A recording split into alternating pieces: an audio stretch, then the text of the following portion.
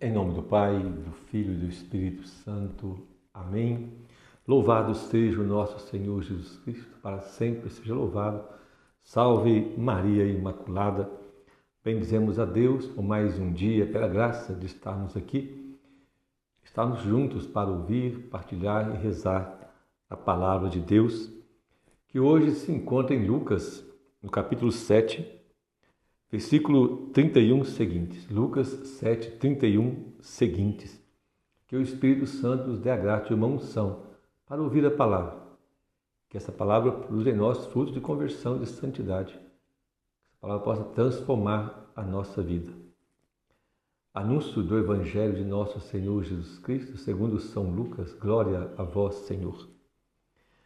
Diz o Senhor Jesus: a quem, pois, compararei os homens desta geração? Com quem são parecidos? São parecidos com crianças sentadas nas praças que gritam umas às outras. Tocamos flauta para vós e não dançastes. Entoamos canto de luto e não chorastes. Veio João Batista, que não come nem bebe vinho, e dizeis, tem um demônio. Veio o Filho do Homem, que come e bebe, e dizeis, é um comilão e beberrão, amigo de publicanos e de pecadores. A sabedoria, porém, foi reconhecida justa por todos os seus filhos. Palavra da salvação, glória a vós, Senhor. Meu irmão e minha irmã, esta leitura de hoje, esse evangelho de hoje, onde Jesus faz um questionamento e comparando aquela geração, na verdade é essa geração depois dele, ou a nossa geração, que não sabe discernir a vontade de Deus e vive de suas próprias vontades, por isso não sabe para onde vai, não sabe reconhecer a vontade de Deus no dia a dia da vida, na ação de Deus na história, e nos tornamos um bando de reclamões, reclamamos de tudo,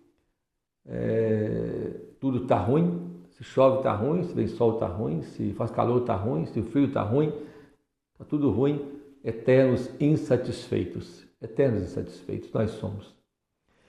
Mas eu queria partilhar com vocês sobre o último versículo 35, que diz: a sabedoria, porém, foi reconhecida justa por todos os seus filhos. Reconhecer os filhos que reconhecem a sabedoria de Deus, a justa sabedoria de Deus, que é o próprio Cristo. Jesus é a sabedoria eterna, incriada, encarnada. E reconhecer essa sabedoria de Deus, esse Jesus que vem e entra na nossa história, para a nossa redenção, para a nossa salvação. Ele que veio, que é caminho, verdade e vida, e Ele que veio para nos tornar plenamente felizes. É Ele que pode e é capaz de nos fazer realmente felizes e dar sentido à nossa vida e na nossa história. E para isso, Jesus instituiu então a Santa Igreja. Eu quero então pegar lá a leitura de hoje, que é a carta de São Paulo ao Timóteo. A carta de São Paulo a Timóteo, no capítulo 3, quando São Paulo está escrevendo a Timóteo, exortando a Timóteo para conduzir a comunidade. No capítulo 3, versículo 14, diz assim: escrevo-te essas coisas, na esperança de ver-te em breve. Caso, porém, eu demore, já estarás sabendo como deves proceder na casa de Deus, que é a igreja de Deus, do Deus vivo, coluna e fundamento da verdade, como nós todos reconhecemos e professamos, é grande o mistério da piedade. Ele foi manifestado na carne, justificado no Espírito, contemplado pelos anjos, proclamado entre os gentios, acreditado no mundo, arrebatado na glória. São Paulo está falando, claro, de Jesus Cristo, mas da igreja do Senhor Jesus. Proceder na casa de Deus, que é a igreja do Deus vivo, coluna e fundamento da verdade. Meu irmão e minha irmã, como nós estamos precisando da sabedoria do Espírito para viver o tempo presente, para reconhecer esse tempo de graça que nós estamos vivendo, mas reconhecermos cada vez mais que a igreja que nós vivemos, a Santa Igreja Católica, é a igreja de Jesus, que é coluna e fundamento da verdade. Coluna é o que sustenta. Então a igreja sustenta a verdade que é Cristo e a verdade que ele transmitiu, que é a sua palavra, a pessoa de Cristo e a palavra de Cristo, a plenitude da verdade. A coluna é fundamento desta verdade, a igreja é fundamento desta verdade e é coluna desta verdade. Por isso, se nós escutamos a igreja, caminhamos com a igreja, nós caminhamos firme. Nós caminhamos com a tranquilidade de que estamos no caminho certo. Porque ainda hoje, tantas vezes, somos levados para aqui e para ali, somos levados por tantos ventos de doutrina, por tantas mentiras, e nós temos que realmente buscar cada vez mais ter uma consciência clara de que a igreja, esta igreja, é a igreja de nosso Senhor Jesus Cristo. É a igreja que é, como diz São Paulo, coluna e fundamento da verdade. Coluna e fundamento da verdade. O próprio São Paulo, o grande apóstolo São Paulo, na carta aos Gálatas, no capítulo 2, se você quiser pegar lá, eu vou pegar lá para a gente poder ler rapidinho. Gálatas 2, capítulo, versículo 19. Paulo reconhecendo João, Tiago e Pedro como colunas da igreja. Veja bem, capítulo 9, 2:9. Reconhecendo a graça que me foi dada, Tiago, Cefas e João, Cefas e Pedro, né? Considerados as colunas da igreja, deram-nos a mão a mim e a Barnabé como sinal de nossa comunhão recíproca.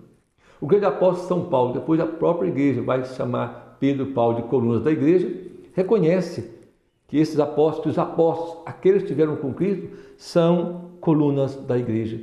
É o que ele está dizendo na carta a Timóteo. Como então nós não reconhecemos isso no tempo de hoje?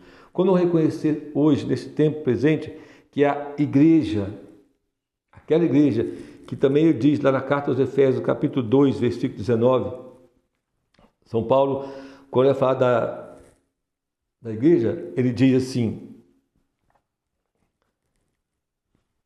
Coríntios, capítulo 2, deixa eu pegar aqui, 19, quando Paulo fala da igreja, e fala então da fé da igreja, perdoe-me aqui, é Efésios, carta aos Efésios, desculpe, pega a carta aos Efésios, você vai ver, quando Paulo fala dos pregadores, dos apóstolos, das testemunhas vivas de nosso Senhor, então São Paulo nos remete para uma verdade de fé a qual nós estamos precisando crer. Diz assim, 2:19. Portanto, já não sois estrangeiros nem forasteiros, mas concidadãos dos santos e familiares de Deus, edificados sobre o alicerce dos apóstolos e dos profetas, tendo como pedra angular o próprio Cristo Jesus. Nele a construção toda, bem ajustada, vai crescendo e formando um templo santo no Senhor. Nele vós também sois justamente edificados para seres morada de Deus no Espírito. Nele em quem? Em Cristo nos apóstolos. O fundamento da nossa fé é apostólica. Tem Cristo como pedra angular e tem Pedro e os apóstolos como as pedras visíveis da igreja, a qual nós devemos firmar cada vez mais a nossa fé. A nossa fé precisa estar aí. Quando lá em Corinto estava havendo uma divisão, uns é do partido de Paulo, outro de Apolo. Paulo então escreve lá na carta aos Coríntios, vai escrever lá, no capítulo 3, ele vai dizer assim, o que é Apolo? Ou melhor, no capítulo 3, versículo 4. Quando um declara, eu sou de Paulo, outro sou de Apolo, não está agindo apenas de modo humano. O que então é Apolo? O que é Paulo? Não par de servos, por meio dos quais crestes, conforme o Senhor concedeu. Eu plantei, Apolo regou, mas quem faz crescer é Deus. E a nossa fé católica precisa saber que a igreja una santa, católica, instruída de ministérios, instruída por diversos serviços, né? Mas nela é que está a nossa fé. E nesse tempo que nós estamos vivendo, nós temos que vigiar muito para não cairmos nesse erro aqui da carta aos Coríntios. De não criarmos partidos. Precisamos ter atenção com isso. Nós começamos a criar partidos. Eu sou do Frei Gilson. Eu sou do padre Paulo Ricardo. Não, eu sou do padre Paulo do Sartori. Eu sou do padre Zé Eduardo. Eu sou do bispo do Falcão. Não. Outros já é do Instituto Hessing, porque estão na alta hoje, não é? Todos são igreja. Cada um recebeu um ministério diferente do outro. Só isso. Mas o sacerdócio do Frei Gilson não é maior do que o sacerdócio do seu padre na sua paróquia. Saiba disso. Aquele padre idoso, talvez de 80, 90 anos, celebrando lá na comunidade rural, é a mesma missa, mesmo sacerdócio do Frei Gilson, do padre Paulo Ricardo, é o mesmo sacerdócio. Muda o carisma, cada um tem um carisma, cada um Deus chamou um lugar, Deus chamou hoje a mídia a ter uma unção na pregação, a cantar, a atrair milhares de pessoas, mas também Deus chamou outros sacerdotes a viver lá na comunidade bem simples, bem pobre, porque lá também precisa chegar o Evangelho. E lá ele tem que falar de maneira bem simples, bem humilde para o povo entender. É assim, meu irmão. Não podemos criar partidos nos tempos de hoje, não. Porque senão nós criamos partidos. Criamos escolha de missas, e aí você vai na missa do Padre Christian, por exemplo, aí faz um esforço enorme, anda quilômetros para ir na missa do Padre Christian. Mas às vezes não tem coragem de andar 1 quilômetro para ir na missa do seu padre, na sua paróquia, ou na missa dominical, perde a missa por coisa pequena. Às vezes coisas simples, não vai à missa no domingo, mas pega um carro e anda 100 quilômetros para ir na missa daquele outro padre. Eu tenho certeza, se qualquer um desses padres ficar sabendo disso, eles vão entristecer muito. Porque não é isso que eles querem. Eles querem arrebanhar pessoas para a igreja e para o céu. É só isso. Por isso nós precisamos ter muito discernimento no tempo de hoje. Para não acharmos que a missa que tal padre celebra é melhor do que a outra missa. Não, não é. A missa que o Santo Padre Leão XIV celebra é a mesma que o seu padre na sua paróquia celebra. O mesmo Cristo presente. A mesma graça está lá. Se você confessar com o Papa e com o padre da sua paróquia, é a mesma confissão, desde que você se confesse bem, arrependa dos seus pecados, conte os seus pecados, de forma contrita. E o padre da sua paróquia, ou o padre velhinho, lá de 80 anos, da comunidade rural, te absolver, é a mesma absolvição que o Papa vai dar, que o Frei Gilson vai dar, que o padre Paulo Ricardo vai dar. É a mesma. Que é o mesmo sacerdócio, é o mesmo Cristo que age na Santa Igreja.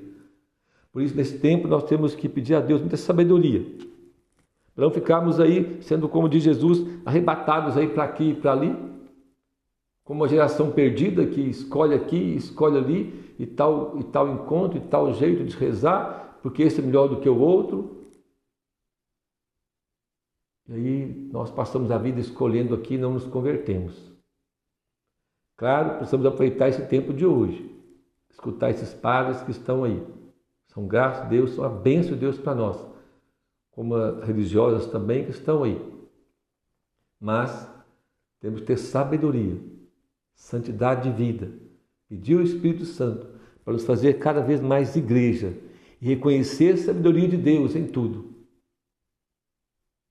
Também na nossa comunidade, também no padre da nossa paróquia, também nos ministérios da nossa paróquia que o Senhor nos dá. Precisamos ter sabedoria para reconhecer a ação de Deus no nosso tempo de hoje. E que eu possa rezar o texto à madrugada, mas eu posso rezar durante o dia. Eu posso fazer aquela penitência que tal pessoa me propôs, eu posso fazer outra também. Entende? Porque o que o Senhor quer que nós sejamos é a igreja. Porque a igreja que é coluna e fundamento da verdade. E qualquer um desses aí também que estão hoje na mídia, se falar qualquer coisa contra a igreja, mude, largue. Porque o que nós temos que crer é na igreja, no ensino da igreja, fundamentado na palavra de Deus, na fé dos apóstolos. É isso que é importante para nós. É isso que é importante para nós. Que o Senhor nos dê muita sabedoria nesse tempo, meu irmão e minha irmã, para sermos cada vez mais católicos, buscando uma santidade de vida, buscando o nosso processo de conversão, vivendo a caridade, vivendo o amor e o serviço aos irmãos. Que a Virgem Maria nos ajude muito, esteja conosco, nos guardando, nos amparando. Que Maria nos ensine a amar e ver a igreja cada vez mais. Certo dia, alguém me perguntou assim, por que seu muro de igreja? Se mudo, eu estou pronto para mudar de igreja. Mudo facinho. É só você me apresentar uma igreja que tenha como fundamento, como fundador, como pedra angular, Jesus Cristo como Deus e Senhor, verdadeiramente homem, verdadeiramente Deus. Você vai apresentar uma igreja que tenha ser instituída na fé apostólica, que tenha os apóstolos ligados a Cristo, que tenha uma sucessão apostólica que vai dar lá em Pedro. Também eu estou disposto a seguir esta igreja. Não é? Se você apresentar uma igreja que tem testemunho de milhares e milhares de mártires, homens e mulheres santos e santas que morreram e deram a vida por cada fé, desta fé católica, desta fé anunciada pelos profetas e pelos apóstolos. Se você me apontar uma outra igreja que tenha tudo isso, se você apresentar uma igreja que tem mais de 2000 anos, e se nós pegarmos aqui hoje o Santo Padre, o Papa Leão, e formos voltando no tempo, vamos parar em Pedro e em nosso Senhor Jesus Cristo, que disse: Tu és Pedro e sobre ti erguerei a minha igreja.